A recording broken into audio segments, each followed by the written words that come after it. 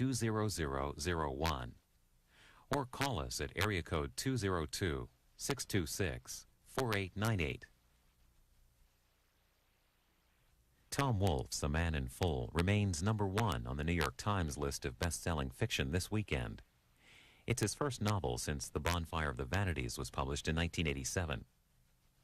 Mr. Wolfe spoke about his work 2 weeks ago at Miami Book Fair International, shortly after this book was released.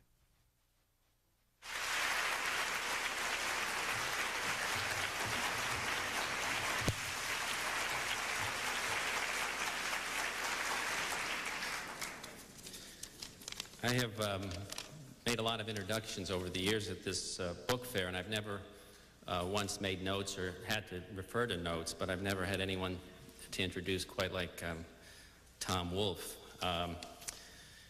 You know some of his work, and he has some of the greatest titles ever put on books. The Candy-Colored Tangerine Flake Streamline Baby, the Electric Kool-Aid Acid Test, The Right Stuff, all of which sort of become part of the lexicon in this country, which is quite a tribute. I find it somewhat ironic that we're here to celebrate one of the grand masters of American satire in a city where satire no longer seems possible.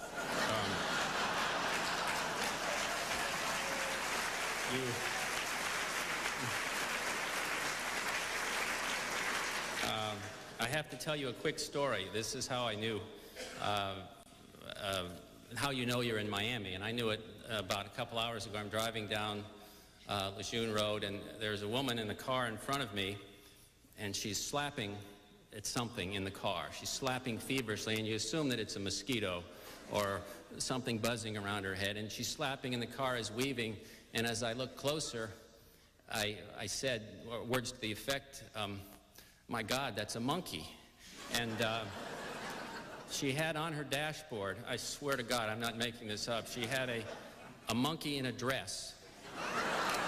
And it was hanging off the steering wheel as she was driving, and she was trying to get it to go take its place again. It's one of those beautiful scenes that you just, as a novelist, you wish you had thought of something like that. When we think of Miami, we think of a place that has just gone around the bend, and you can't write anything in fiction that can surpass the headlines. But they said the same thing about New York City, of course, and then came the Bonfire of the Vanities. So it can be done. It's been 11 years since that amazing novel appeared, and I saw, and over that period of time, the occasional story appeared. Where has Tom Wolfe been?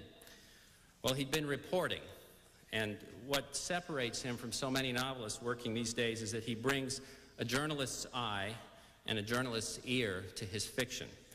He also brings a journalist's persistence, that hunger for detail, and last but not least, he brings a journalist's dark and lacerating sense of humor. We all come out of a newsroom carrying that, for better or for worse. Writing satire today in America is a monstrous challenge. How does an author possibly invent something more perverse or fantastic than true life? O.J. Simpson, Monica Lewinsky, Governor Jesse the Body Ventura. Governor, yeah. I mean, these are characters whom any writer of satire would have been very proud to invent. Here in Miami, you substitute Humberto Hernandez, Joe Gersten, Miller Dawkins. The list goes on. These are all characters that could have stepped right out of a satirical novel. And it's one thing to have rich material at your fingertips, and it's quite another to successfully mine it for satire. In Tom Wolfe's new book, A Man in Full, Charlie Croker is an Atlanta real estate developer. He's spiraling toward bankruptcy, and he's enlisted to rescue the city from racial upheaval after a black football star is accused of raping the white daughter of a prominent businessman. That is, in a nutshell, doesn't nearly do justice to what goes on. It's a synopsis of what is a vast and richly textured and plot that is absolutely stitched with all kinds of energetic and hilarious subplots. There is a scene, and I'm going to refer to it now, and you're going to hear a little bit from it later from Tom himself. There's a scene that takes place between a mare and a stallion in a breeding barn in front of a most unusual audience. And it's the sort of shocking scene that most writers would have spun purely out of their imaginations, but not Tom Wolfe. He went out to witness it firsthand. I strongly suspect that he was the only journalist in attendance that day, which is not the first or the last time you'll find him in that position, I hope. Tonight, I am very honored to present the resplendent Tom Wolfe.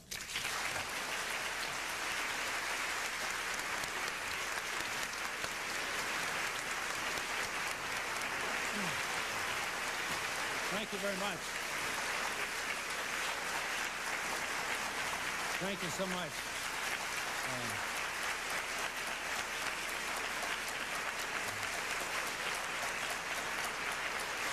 Thank you. Listen, this is an even greater honor for me because Carl, my wife Sheila and I, where is Sheila? She's here somewhere. My wife Sheila and I are the greatest living fans of Carl Hiaasen, although there's competition. There's competition. And not only for the usual reasons that he writes fabulous novels about a territory that comes alive more vividly than, yes, Yakima-Mataafa County. I'm talking about this county right here. I have to tell you, we had, my wife and I had read Native Tongue. We had not yet read, I'm sorry, we had not yet read Native Tongue. And we came to down here to Miami with our children for a vacation. And we went to the Hertz rental office, and we were going to get a Ford Taurus for our trip. But we looked over, and there on the side was a red Chrysler LeBaron convertible. And we said, why don't we just kind of splurge and live it up for once and get a red convertible and go down the highway? And then, well, those of you who have read Native Tongue will know exactly what I'm talking about. You have this unique experience and you start riding down the highway, and here comes one after another, practically every 8 minutes. A red Chrysler LeBaron convertible with Manatee County written on the license plate, and a big barcode in the rear window. Just so the hijackers will not know it's a rented car. You know, and then to read Native Tongue, which opens with precisely that. This couple who have decided to live it up, and they had their 2 children, we had our 2 children, and they picked out this red Chrysler LeBaron convertible, and we authors think we are so independent and we have such a superior taste. I just cracked up. But anyway, Carl is the real goods. I love the fact that he is, I think he's still a working newspaper man, although sometimes that seems like an oxymoron. And I hope he will continue. I hope he will continue to do that. I also think everybody in this hall should realize that thanks to Carl and Stephen King and Amy Tan, this happens to be the literary center of the United States in the month of November 1998.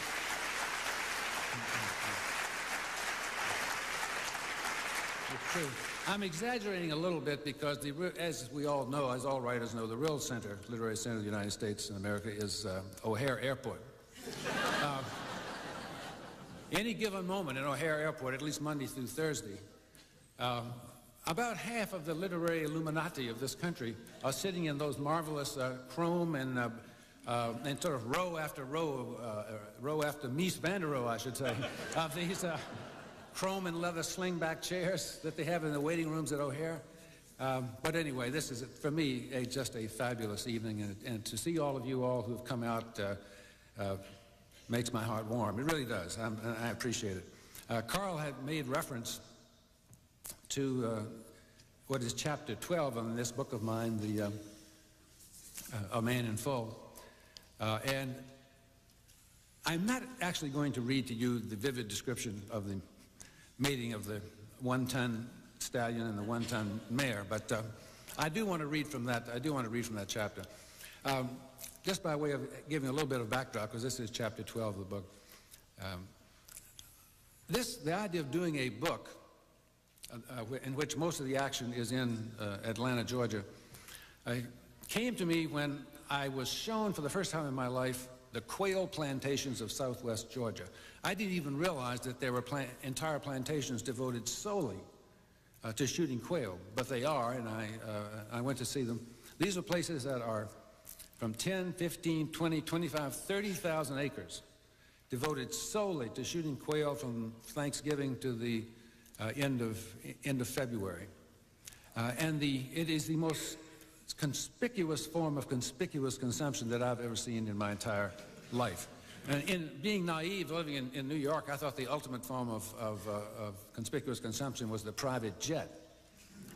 Well, in these plantations, there will be anywhere from 15 to 30 outbuildings in addition to the big house, which is still called the big house, just the way it was before 1865.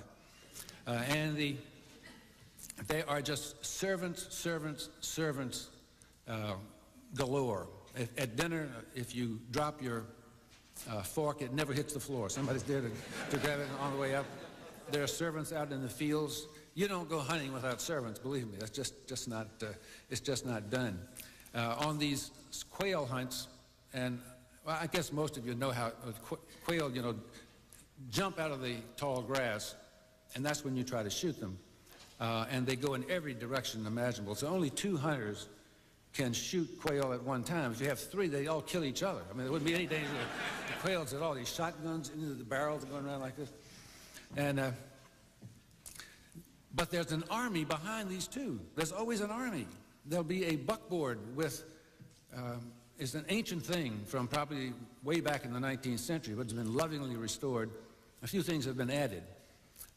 The shock absorbers, the pneumatic tires, the Mercedes-type tan leather upholstery that's on them, the igloo cooler for food and drink in case anybody gets thirsty or hungry out in the field, the radio so you can radio back to the big house, particularly to say, buckboard 1 to big house, buckboard 1 to big house, and they give a location, and that's so the other parties who are sometimes they'll send out, you have a big enough place, like 28,000 acres, you can send out 4 teams of 2 shooters each.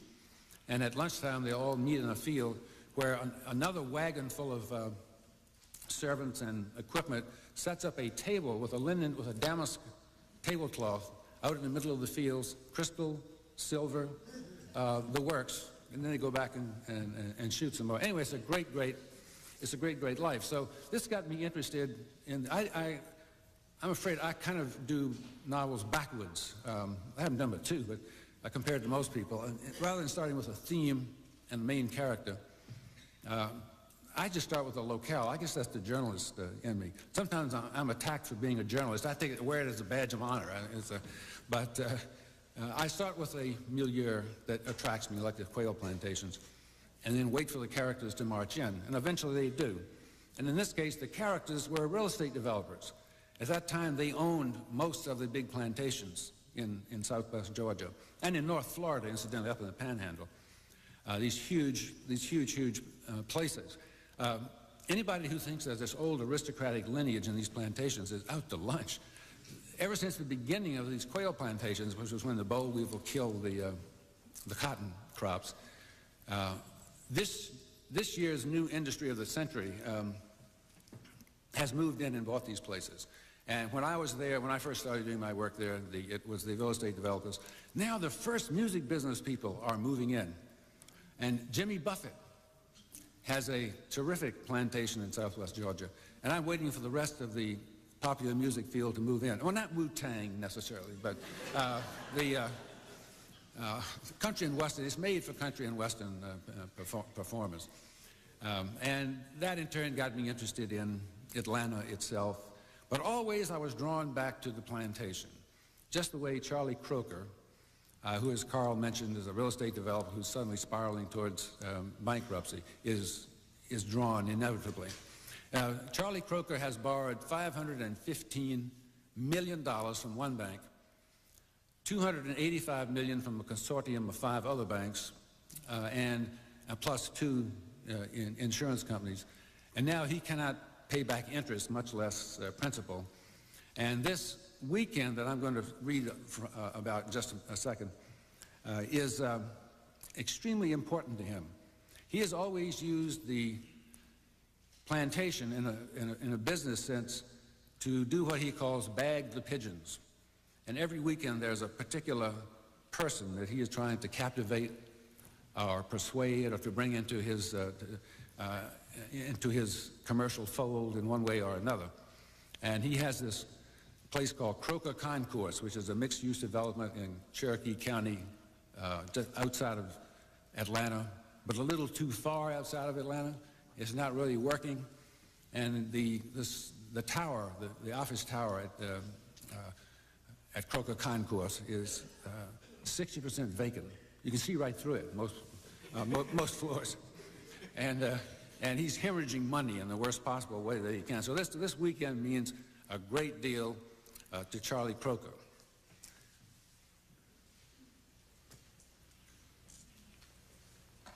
And Dade County water's great.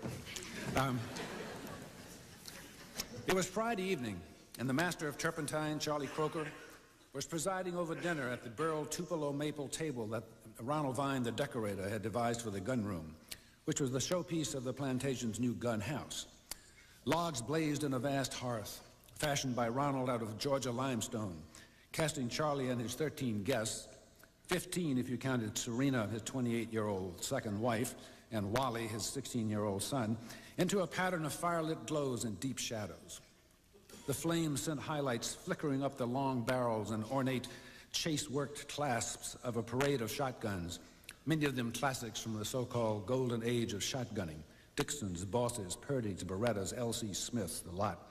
Priceless pieces that lined the entire room, all 4 walls, rank after rank, encased in burled Tupelo gun racks. Up above the gun racks, between 2 rows of heavy Tupelo cornice moldings, ran an array of stuffed boar's heads with fantastic curving tusks, and stuffed coiled diamondback rattlesnakes with their jaws agape, their fangs erect. A boar's head, a coiled diamondback rattlesnake. A boar's head, a coiled diamondback rattlesnake. They alternated, creating, in Ronald's phrase, a freeze of the unfriendly beasts. Each boar, each snake, was a masterpiece of taxidermy, and they were Charlie's beasts. He had killed or captured them all with his own hands out in the fields and the swamps of turpentine, a fact he fully intended to impart to his guests, given a halfway natural opening. 4 black maids in black uniforms with white aprons had just finished serving the first course, turtle soup, under the supervision of the butler, Mason, an old black man who stood erect and watchful near the kitchen door. The turtle soup gave Charlie an idea. "Hey, y'all," he boomed out over the hubbub of the conversation around the table. "I want y'all to know something." He said it so loudly that even Letty Withers, the Atlanta grande dame who was seated on his left, stopped talking to Ted Nashford, the surgeon and chairman of the board of the Emory University School of Medicine, in whom she seemed to be taking such a coquettish interest. Even old Billy Bass stopped telling the bawdy story with which he obviously hoped to shock Lenora Knox, the wife of the former governor of Georgia, Beecham Knox, who was just across the table.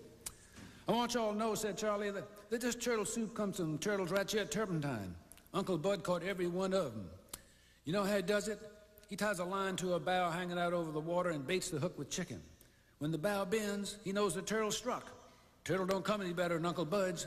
Then he surveyed the table and beamed. Putting it into words would have been beyond Charlie, but he knew that the magic of turpentine depended on thrusting his guests back into a manly world where people still lived close to the earth, a luxurious bygone world in which there were masters and servants and everybody knew his place. He didn't have to explain who Uncle Bud was. He merely had to say his name in a certain way, and one and all would realize that he was some sort of faithful old retainer, probably black. He had hoped that Uncle Bud's catching the turtles might somehow serve as a transition to just who had caught the boars and the rattlesnakes. But that wasn't happening, and so he leaned across the woman on his right, Hal Hendrick's second wife, Francine, and said to the man next to her, "Well, Herb, what you think of your turtle soup?" "Oh, it's delicious, Charlie," said the man with a somewhat embarrassed smile. Charlie beamed, hoping to coax a little more conversation out of him, but it wasn't forthcoming. Herb Richmond was going to be a tough pigeon to bag, a hard one to mesmerize with the magic of turpentine.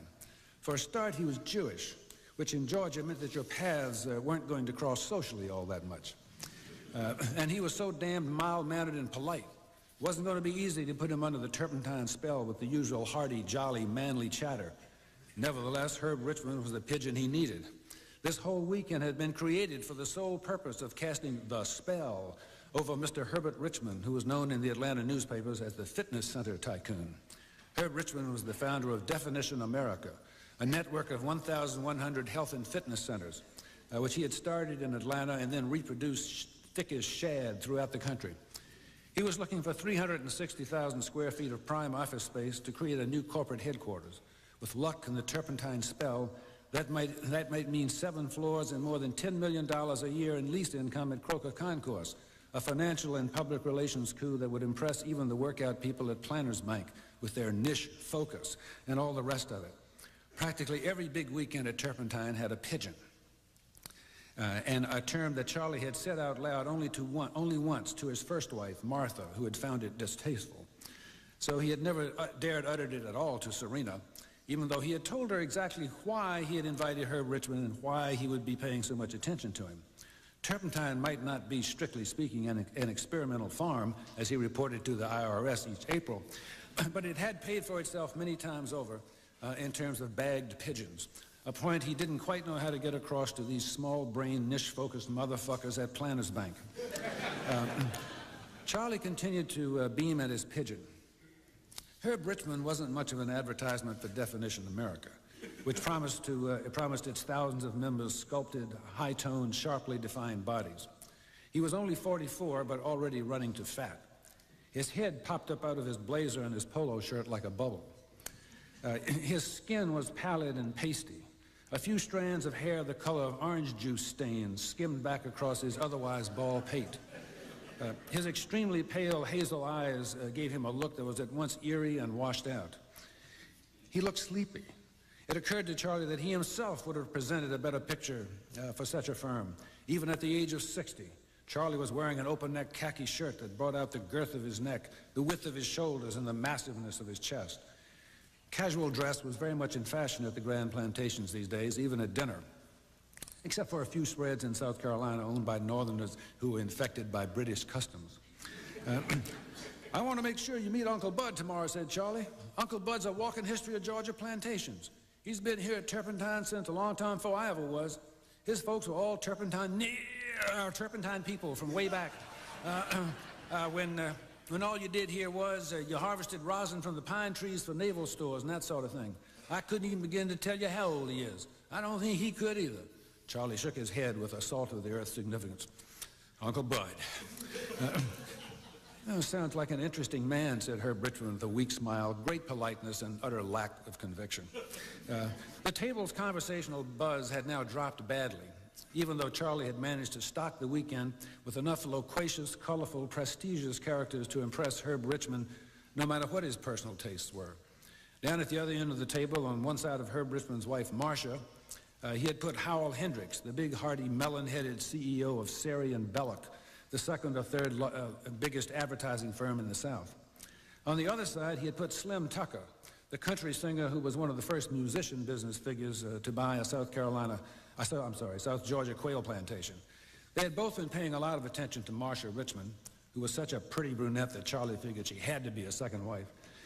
But now all three of them were silently exploring their turtle soup with their spoons. The old ex-governor, Beecham Knox, who was sitting next to Serena, was doing the same. Even Opie McCorkle, the Baker County judge who could talk a raccoon out of a tree, had stopped talking to Ted Nashville's young live-in girlfriend, Lydia something or other, and in true Opie McCorkle fashion, he had turned up for dinner wearing a plaid shirt, a plaid necktie, red felt suspenders, and a big old leather belt that went around his pot belly like something you could hitch up a mule with. But for now, he had cut off his usual torrent of orotund rhetoric mixed with Baker County countryisms. Yes. He was eloquent. So it was up to Charlie himself to put some life back into the proceedings. This he felt well primed to do. Before dinner, he had downed a couple of glasses of bourbon and water. brown whiskey, as opposed to the yuppie light stuff that was in vogue in Atlanta these days, the white wine and the vodka and so on. Although he hadn't made an issue of the point since Herb Richmond had asked for white wine. And then he had brought out some of Uncle Bud's homemade corn liquor. The ladies had turned it down with appropriately dignified and terrified ladylike protestations. But naturally, Charlie had to knock back a couple of glasses of it, despite the fact that it practically took the top of your head off. It stopped his right knee from aching in any case, and it left him feeling loud. Hey, Mason, he boomed out to his butler, who was still standing by the kitchen door. Don't we have any honest-to-God logs around here? All I see in there's lightwood and kindling. Mason, wearing an old-fashioned white cotton mess jacket and a black bow tie, came forward with a worried, slightly wounded look on his face. There's logs on there, Captain Charlie. Put logs on there just a while ago. I don't see nothing but lightwood, Mason, said Charlie. Go get me some logs. The butler hesitated, then averted his eyes and shook his head. He was a tall man with broad shoulders, now turning bony with age, who wore his hair parted in the middle and combed straight back in little Marcel wavelets. In a whispery voice, as if they were getting into a subject that didn't bear discussing in front of the guests, he said, "Put too much wood on that, Captain Charlie. Gonna throw out too much heat." Charlie understood. The problem was that it was warm outside, up in the high 60s, even now after dark. But Ronald had given the gun room a fireplace big enough to walk into, a fireplace so stupendous it clearly demanded a fire. The only way you could stand the fire on a day like this was to turn the central air conditioning on to the maximum, which Mason had done. Every now and then, a frigid draft of air would sink from a vent overhead and make you feel as if your gums had congealed and your teeth were coming loose. If Mason put a full load of hardwood on the fire, enough to make it look appropriate for the colossal andirons, the fire might overwhelm the cooling system completely. But hell, in a now somewhat softer voice, Charlie said to Mason, Go on ahead and get me some real logs." "Yes, sir, Captain Charlie, but I don't know." Mason shook his head. Suddenly, Serena spoke up from the other end of the table. "Please, Charlie." Then she looked at Mason. "Mason, we don't need any more logs in there." Mason stared at her for a moment. Then he stared at Charlie with a pained expression. Charlie was also aware of the expression on his son Wally's face. Wally was sitting 3 seats away from Serena, between Doris Bass and Ted Nashwood's little live-in Lydia, and his eyes were going from Serena to Charlie to Mason, and he seemed to be shrinking in his chair. Now Charlie glowered at his wife with resentment, 3 kinds of it. She was coming perilously close to countermanding his instructions to his butler. Not only that, if he knew Serena, she was capable of describing to the entire table the battle between the fire and the air conditioning, thereby making him look vain and foolish. And to top it all off, she was making Mason uncomfortable. Mason disliked taking orders from her or having her intervene in household matters in any fashion. Mason remained loyal to Martha, even now, 3 years after the divorce. Charlie could feel it every minute that Mason and Serena were in the same room. Now Mason was standing there awaiting further instructions and a resolution of the conflicting opinions of Captain Charlie and his hot new cookie on the subject of the magnitude of the logs in the fireplace. Charlie was afraid to tell him just to go ahead and do what he was asking because Serena was likely to jump in and bring up the matter of the air conditioning. Clearly a change of subject was called for. So all of a sudden he gave Mason a big smile, and then he gave Letty Withers a big smile. And he said, "You met Mason, didn't you, Letty? You met Mason when you were here last time." "I certainly did," said Letty in the sort of smoker's baritone that many older Southern women have from a lifetime of Camel cigarettes unfiltered. "It's nice to see you again, Mason." "Fine, Ms. Withers." Mason had the habit of saying fine when he met people, regardless of whether they had asked him how he was or not. But at the same time, Charlie was impressed that he had remembered Letty's last name. "Mason's had a lot of good news since you were here, Letty." Mason looked perplexed. "Tell Ms. Withers about your son and your daughter, Mason." Mason hesitated. So Charlie said, "Where's your boy now?" "Georgia Tech," said Mason. "Tell Ms. Withers what he's studying." "Electrical engineering," said Mason.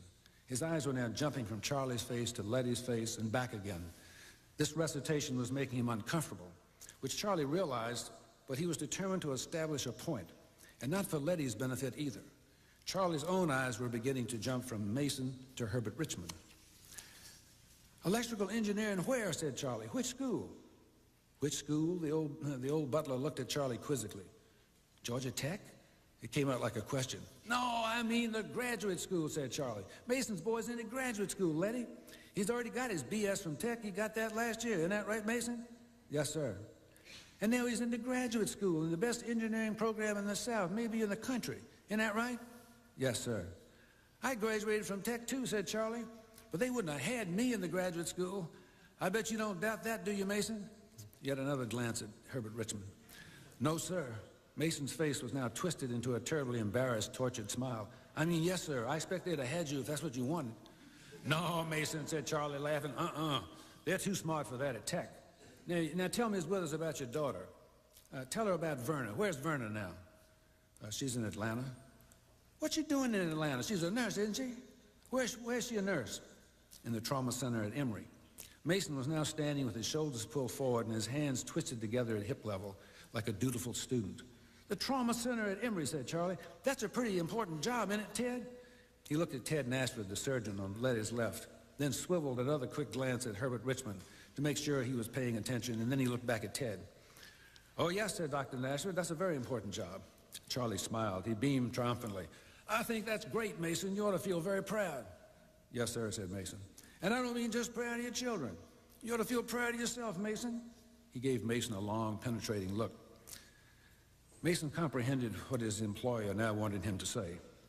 Yes, sir, but I expect I couldn't have done it without you, Captain Charlie. You've been mighty generous. Oh, nonsense, Mason, said Charlie grandly. All I did was knock on a couple of doors. You got two fine children there. Charlie turned again to glance at Herbert Richmond, but in that same moment he noticed that Wally, all 16 years worth of him, was now slumped way down in his chair as if recoiling from something distasteful and looking anxiously toward Serena. Serena, for her part, was giving him, Charlie, a look that expressed anything but pride in his benevolence toward his faithful black servant. In fact, the look was accusatory. About what, for God's sake? All he was doing was make sure that Herb Richmond understood how warm and tolerant and enlightened things were nowadays down here at Turpentine. What was so bad about that? An immense cackling laugh broke out halfway down the table. Unmistakably, Billy Bass. Billy's gangling form was thrust back in his chair, and his head was thrown back, and his chin was pointing almost straight up in the air. He had the sort of laugh that was so profound he would lose his breath. He was a big, tall, untidy man with a paunch and drooping eyelids and waddles like a hound and thinning gray hair that always stuck out this way and that. Seeing him now reared back in his khakis and looking like a big old aging cracker, which he was, you would never know what a superb physical specimen he had been 40 years ago when he was a senior playing in for Tech, just as Charlie was starting off as a sophomore in the backfield. This particular old cracker roosted atop a fortune. He was one of the few real estate developers who had been smart enough to sell his holdings in 1987, near the peak of the 1980s boom in Atlanta. Although Charlie hadn't known him when he was a boy, Billy had grown up practically next door in Dougherty County, and he'd grown up the same way Charlie had, dirt poor and common as pig tracks. And for years he had been Charlie's great hunting and shooting pal and a fixture, an endless source of good comic low humor at these big weekends at Turpentine. The entire table was watching by the time he finally got his breath back and rocked forward, tears of laughter streaming down his cheeks, and looked at Lenore Knox and roared, "Did you say a ball for AIDS? A ball for AIDS?"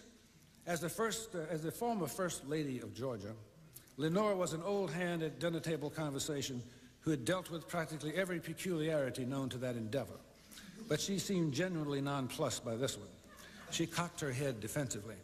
"I've heard of a ball for AIDS," cried Billy, "but this is the first one this is the first time I ever knowed anybody who actually went to one." One always came out, one, 2 syllables. In South Georgia, Billy's speech became even more down home than Charlie's. The key to his low humor was that he started laughing even before the first words left his mouth. And his laughter swept you along like a wave, no matter what he was actually saying. "I was born at the wrong damn time, Lenore. Hell, when I was growing up, if you got a venereal disease, it was a stigma." Already he was looking away from Lenore Knox and toward the men at the table, as if rallying his troops for a salvo of male laughter. "If you got the syphilis or the clap, it was a disgrace." His eyes sought out Governor Knox's. The old governor didn't know what to do since his wife seemed to be the butt of the joke. And then they sought out Howell Hendricks and Judge Opie McCorkle and Herb Richmond and Charlie and Ted Nashville and Slim Tucker. Charlie and Judge McCorkle were already laughing because they were pushovers for Billy's brand of humor when he went on these dinner table jags of his. I can remember plenty of fellows with venereal diseases, but I don't remember anybody throwing parties for him, explained Billy, bursting with mirth. I don't remember any dances. He said, I don't remember any let's rap for clap nights, or let's riff for Sif, or let's hop for herpes, volunteered Judge Opie McCorkle, who was laughing so hard he could hardly get the words out. Or let's go greet the spirochetes, contributed Charlie, who was now in the same paroxysmal condition. Or let's go roar for the canker sores, exclaimed Billy Bass. Or let's pay our dues to the pustule ooze, exclaimed the judge. Oh, let's go hug a dying bugger, cried Billy, who was gasping for breath and weeping with laughter at the same time. Now if you get AIDS, you're some kind of saint, and they give banquets for you, and everybody goes dancing. Glory me, I got the HIV, sang the judge, who had his mouth open, his eyes wide, and both hands flopping up beside his ears as if he was a minstrel performer. This started Billy and Charlie laughing even harder. They never used to give lepers banquets for being lepers, shouted Billy. They put bells around their necks so people could hear them coming and stay out of their way. Maybe they ought to do that with all these characters with AIDS. Yeah, said Charlie, except when you went to New York or San Francisco or one of those places, Christ almighty, you wouldn't be able to hear yourself think. It's bad enough in Atlanta. Billy and the judge redoubled their laughter, which pleased Charlie, who was afraid that up until then he had fallen behind in the rounds of wisecracks. Oh, this was the real thing. This was vintage manly humor deep in the hunting and shooting atmosphere of turpentine. This was the sort of good old times among men that the gun house and this gun room had been built for. Let's rap for clap. Let's riff for sif. Let's go hug a dying bugger. Jesus, Billy was one funny old son of a bitch. This was letting it all hang out down here below the gnat line. Charlie surveyed the table to enjoy the sight of the rest of the party caught up in the rich manly humor of turpentine. In fact, what he saw surprised him. Howell Hendricks had a grin, or the beginning of one, but his eyes were not laughing. They were jumping anxiously from Serena to Dr. Ted Nashford's young live-in Lydia to Veronica Tucker, who was sitting on the other side of Herb Richmond. Billy's wife, Doris, was laughing heartily, but Serena was once more staring accusingly at him, Charlie, and Wally had slumped so far down in his chair and rolled his eyes so far back in his head, he had embarrassment written all over him. Live-in Lydia was staring across at Ted Nashford with her lips parted, as if waiting for a cue as to which way to turn them, up or down. Ted's expression was like Howell Hendricks, a smile topped by a pair of small, anxious eyes. Charlie had heard Letty Withers' smoke-cured laugh braying when it had all started, but now she had settled back into her chair with an apprehensive look. Slim Tucker, who wanted to prove he was a natural-born, manly, plantation-owning type, had on a big grin, but it was frozen. Marcia Richmond, sitting between Slim and Howell, was staring morosely across the table at her husband. As for Herb Richmond's fat face looked numb. He was returning his wife's stare with a look that seemed to say, well, here we are, and there's nothing I can do about it right now. What the hell was going on? This was turpentine. Not only that, this was the gun room at Turpentine, the very bastion of male camaraderie. What was wrong with these people? Suddenly, a reedy voice piped up from down at the far end of the table. Why don't you just nuke them all, Dad? It was Wally, his 16-year-old son. Charlie was stunned. He had no idea what he was talking about, but he sensed revolt. It was in the boy's very tone, which had begun with a lilt of levity and then swooned into a quaver. The table went stone quiet. The sound of a log burning through and collapsing with a crunch on the hearth seemed like an avalanche. Well, nuke who? Said Charlie. There was his son, shrunken back in his chair, staring like a raccoon transfixed by headlights, his mouth slightly open. All the people with AIDS. Not even a pretense of lightheartedness now. Nothing but a 16-year-old boy thoroughly frightened by his own audacity. Nuke 'em, said Charlie. Why nuke 'em? More tremulous than ever, Wally said, because that way the ones that don't die, you can see them coming because they'll glow in the dark. By the time he reached the word glow, his young voice was close to a sob of panic. Every dinner party's worst nemesis, stricken silence, seized the table. Then Judge Opie McCorkle forced a country laugh and turned to Charlie and said, "Charlie, damn if your boy ain't as bad as you. Nuke him." The judge's intervention gave everybody the opportunity to release the tension by joining in the laughter. Everybody but Charlie. He couldn't even feign a smile. Finally, he pulled himself together and looked toward the kitchen door and roared out, "Mason, bring these folks some more turtle soup." Thank you very much. Thank you.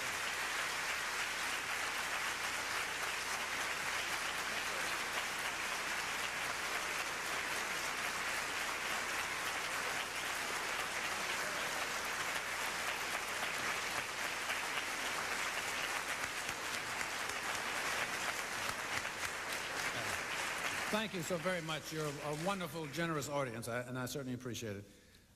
Mitch has asked me if I would be willing to take questions. I'll be happy to. And here we are. Yes, right over here. Oh, I'm sorry. Yeah.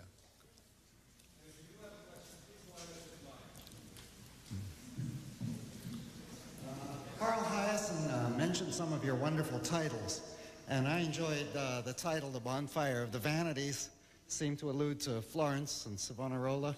Yep. And I wondered if you'd tell us something about A Man in Full. I'd be glad to. This novel went through many, many changes in title. That's what happens when you work 11 years or something. Bad things happen to good people.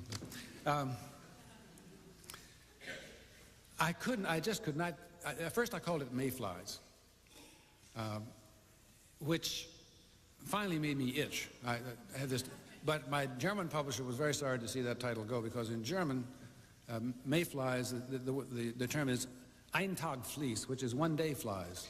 And that's what a mayfly is. It's actually a moth that exists for 24 hours only, and which tries desperately to mate. You can see them in the air. They're as thick as fog, desperately trying to copulate in midair.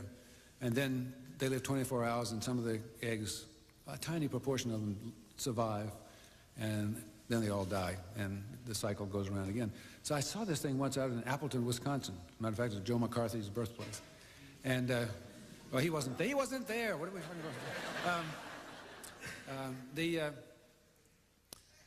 I was with a biologist from the local college, and I said, you know, this is the most pointless form of existence that I have ever heard of. I couldn't imagine anything this pointless.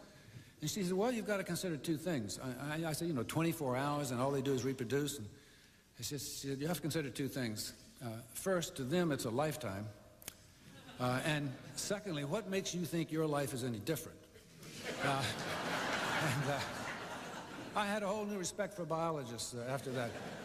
Well, I went through many other titles, Cracker Heaven and Baker County's Buckhead Boy, and a lot of other things. Are really bad choices. Chocolate City I had once too, but that, which is not a bad title, but it turned out it came straight from a wonderful song by George Clinton, who's the real precursor of rap. But I finally hit on A Man in Full, because there's a folk song in Southwest Georgia which begins, I can't tell you, I couldn't sing the whole thing for you, but I can't sing the first stanza. It goes, Uncle Bud was a man in full. He had a back like a Jersey bull. Didn't like okra, didn't like pears. He liked a gal that had no hairs. Uncle Bud, Uncle Bud, Uncle Bud. And I don't know what the reference to the girl who had no hairs means. I really don't. I have no idea. But I like that idea of he had a back like a Jersey bull. And I was tempted to call the book Back Like a Jersey Bull, but A Man in Full, I think, was much better. I said, why always strive for these peppery, stormy titles? Not like Stormy Weather. Wait a minute.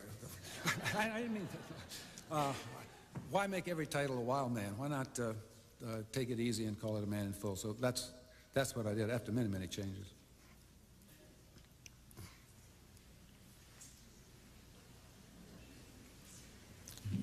I apologize for this question. I know I'm jumping the gun because I just bought your book tonight, but after listening to you speak, I just can't bear the thought of waiting another 11 years for another book. After you catch your breath with the book tour and everything else, have you thought about what you intend to write next? Is there another novel there? If so, what? I have. I really can't let this happen again. I mean, I have a son who's only 13, and I haven't quizzed him on the subject, but he must think that my entire life has been devoted to a book that never gets finished. You know? And my daughter's a freshman at Duke, and she had to introduce me at a sort of program they have there. Duke moms and dads read from their works, and she was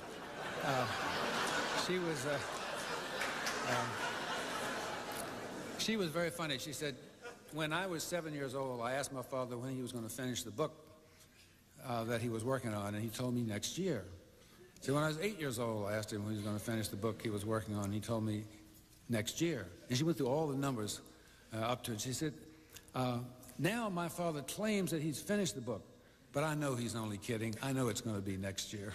So I have sworn to myself that this will not happen again. I'm already collecting research, doing research in the way of reading for a novel on the subject of education. And when I tell my friends that, they all say, "Oh, that's really interesting." Oh, they head fall. And but I know that there's dynamite in that subject. I just know it. I have to go out and do the research and the reporting, so I don't know precisely what's there. I just know enough already that it's dynamite. Is it true that you destroyed 500 pages when you decided that Charlie could never have gone to New York? And if so, what kind of emotional trauma is that? Are you asking about the fact that I changed the locale of the book from New York to Atlanta? Is that it? I didn't completely hear what you were asking. Wasn't Charlie supposed to have moved to New York, Yes. and then you decided that he never would? It wasn't in his character? Right. This is an example of a writer being unable to learn from his own mistakes and being doomed to relive history. When I first wrote The Bonfire of the Vanities, the main character, Sherman McCoy, had the same name, was a writer. I was taking it easy on myself, figuring that I didn't have to do any research, and I have the right instincts, the right feelings for everything, because I was a writer myself. He was probably the most boring character in all of modern American fiction. He was terrible. You never even saw him writing.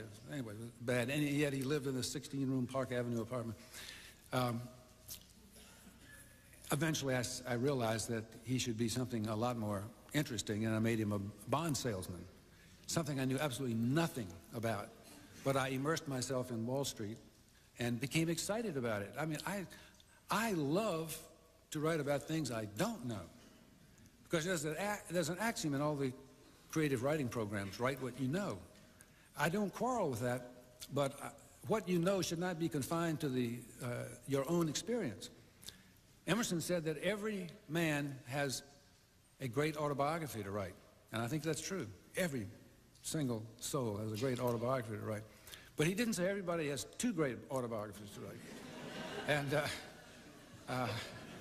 so I think, this is free advice, which nobody takes anyway, but I would think that novelists should become comfortable with going out into other parts of life, totally outside of their experience, the way Dickens did when he posed as the friend of a widowed man who was trying to park his sons in some terrible West of England boarding school, or when Zola would get up from his desk and rush out to the Champs-Élysées to watch the horse racing that went on there at the time, for a fabulous chapter toward the end of the book Nana. Anyway, I didn't learn the lesson very well, so Charlie Croker, I'd been to the plantations. I knew that this book was going to have plantations, but I said, why don't I make him a developer who's been successful in Georgia, and he's moved to New York to really get into big time of publicity. And I wrote 800 pages with a New York setting, and which totally did not fit this man in this situation. And I finally had turned in all this manuscript, and I was having lunch with my editor at Farrar, Straus and Giroux, Jonathan Galassi, and he was going to review with me my progress so far. And I heard myself telling him one Atlanta story after another. And finally I said to him, Jonathan, you know, sometimes I wish I had put this book in Atlanta. And without batting an eye, he said, then why don't you? He was telling me some home truths about this book. And with his encouragement, that's exactly what I did. I just started heading back to Atlanta to put Charlie Croker where he ought to be. And in Atlanta, developers are stars. I mean, they are real stars and celebrities. In New York, there's only one developer who's a star and a celebrity. Yes. Good evening. Will you have a little more control of this book when it becomes a movie than you did with Bonfire? And could I follow that up? And since you were saying that you would write a book about you doing nothing about, how about trying Hollywood? Maybe we can straighten that out. Thank you. Well, Hollywood is probably one subject that has been written to death in America. But no, I tell you, the only writer I know, only novelist I know who has had control over, I have veto power over scripts, was E.L. Doctorow, in the case of, they were going to make a movie out of the Book of Daniel.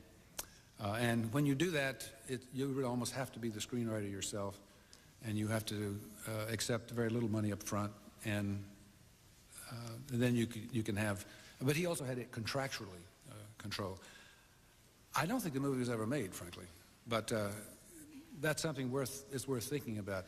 I didn't think I would care about what the movies did with the Bonfire of the Vanities, because nobody blames the author. They just look what the movies did to his book. But it was so bad that I was afraid that people who only saw that movie would think that this is what my writing was like. Actually, I was in no danger because it did not even make the airplanes. It was that bad. They never even put it on the airplanes. But there has not been any interest that I know of in the case of the movies with A Man in Full. All they have to do is look at my track record.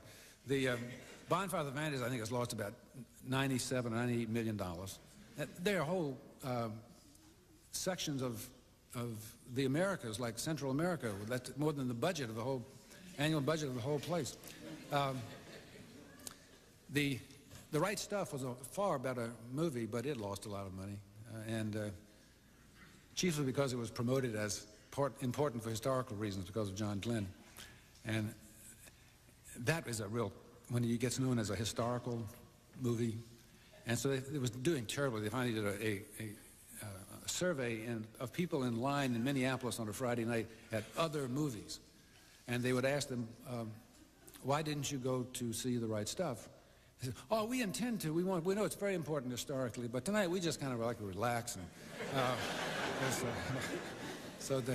but anyway, if it's, I do not get on the phone to my agent to ask if it's been sold to the movies. Believe me, I don't.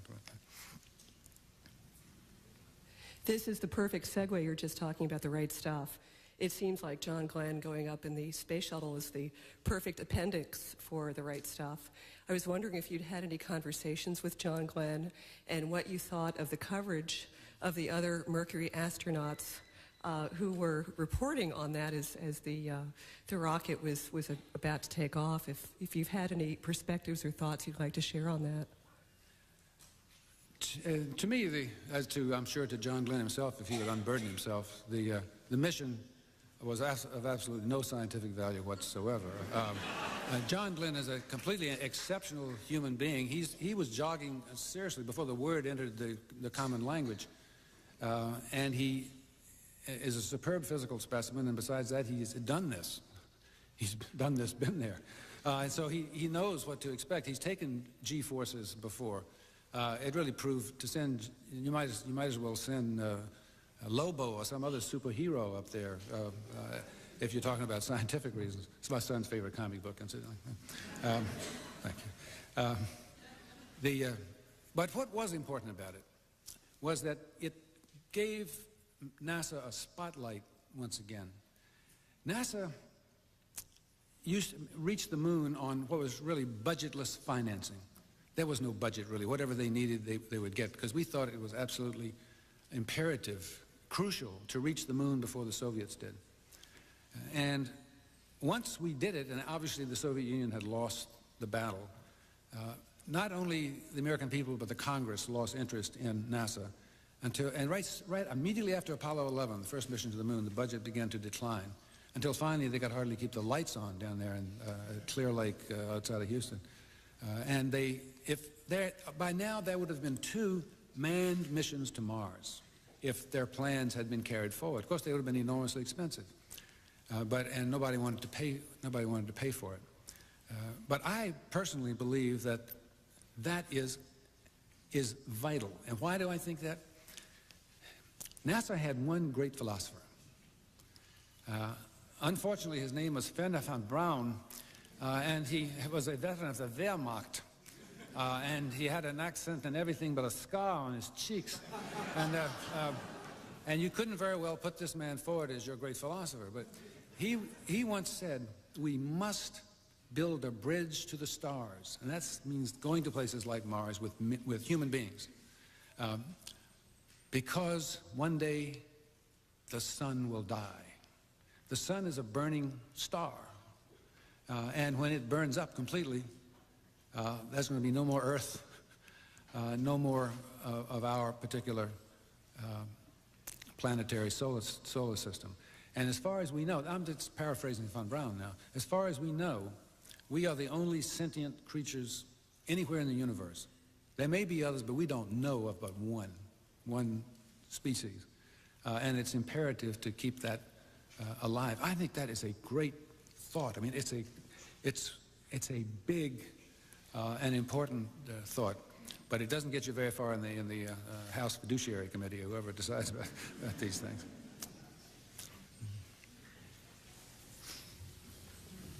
Going back a moment for a few years, your undergraduate work was done at Washington Lee, if I'm not mistaken. And at that time, were you seeing famous authors, and who were they, and how might they have influenced you? When I was at Washington Lee, we're getting back, there are only a few in the audience who might remember those days, back to the late 40s and early 50s. The writers that I personally followed were James T. Farrell, tremendous, I thought Studs Lonigan, and I still do believe Studs Lonigan is one of the greatest American novels ever written. Faulkner, whom I had discovered without benefit of a class mentioning him. I saw a paperback book with a cover I liked, and to read Faulkner without knowing that this is a famous author that you're reading is one of those great experiences, like seeing a foreign movie with a great actor you've never seen before. It's all fresh. It dawns much more brightly in your mind. Steinbeck. I was tremendously influenced by Steinbeck. I went in through a Hemingway jag. And incidentally, see, all of these people were realists. In some cases, almost naturalists in the way that Émile Zola used that word. And in 1973, I wrote an article on the subject of the new journalism in which I predicted that the future of the American novel would be in a highly detailed, realistic novel. I didn't use the word naturalistic, but that would be more so than anything currently running. And I believe that I'm absolutely right. But also at that time, among the newer novelists, and I doubt that this goes on in colleges today, those of us who are interested in writing would follow the progress of the young novelists the way you would follow Sammy Sosa and Mark McGuire. My God, look what Calder Willingham just did. End as a Man. That was actually a great book. John P. Marquand's son, John Phillips, has just come out with, I can't remember the name of that. Anyway, that was John Phillips. And there was, Norman Mailer, James Jones. It was a derby. It was a competition. I'm not sure that exists today because so many bright students in colleges today will go into film or perhaps even television rather than into print technology.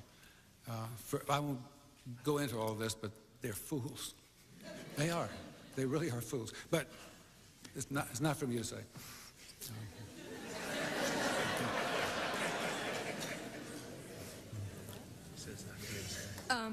In 1989, you gave an interview to Time in which you mentioned that you expected a spiritual revivalism, especially among students who you mentioned now. Did you observe this in the 1990s, or? A spiritual revival? What you've just done is something some newspapers should do. They should copy down the predictions that people make, and then publish the results in the proper time. I haven't really seen that, but I do think that Nietzsche was correct when, at the time he said God is dead, and we won't get into all that. He also predicted that, this is 1888, that the 20th century would be the century of wars catastrophic beyond all believing. 1888. The faith that had been put into God would be put into barbaric nationalistic brotherhoods. Communism and fascism, 1888, this prediction. So when he makes predictions, I pay attention, regardless of what I might think of his entire philosophy. And he predicted that mankind would limp through the 20th century, that century we were just wrapping up, the century of those catastrophic wars. And by the end of this century, began frantically searching for new faiths, new systems of values to replace the osteoporotic skeleton of the old. And I think to some extent that is going on. All of the things that go into channeling, for example, are attempts to do this do it in a new way. The sort of things that we only read about when they end up in mayhem and mass suicide, such as what has happened in Guyana with the Jim Jones movement, and where was the other place? Was it Austria? California, native land. These are all, I think, attempts to find new systems of value, and the charismatic movements within Protestantism, within Judaism, within Catholicism, are other evidence of it. And in this book, A Man in Full, I have introduced a theme that I didn't even mean to introduce when I sat down first to do the book, a Stoic revival. Stoicism was a religion in the 1st century A.D. At the time of Nero. I think the conditions are right for what you're talking about. I can't honestly say that my prediction has come true.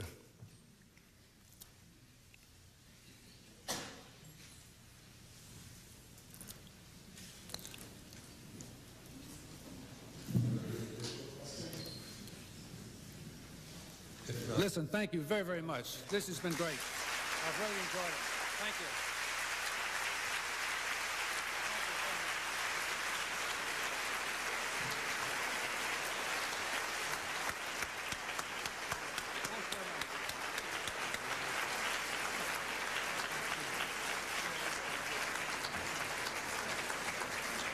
Thank you, Tom Wolfe, and thank you all for coming. Immediately out to my right, we have signed copies of Mr. Wolfe's book. If you'd like to purchase one, you can. They are signed. And if you brought copies that are unsigned, they'll be happy to switch it out for you as well. Again, thank you for coming, and we'll see you the rest of the weekend. Thanks.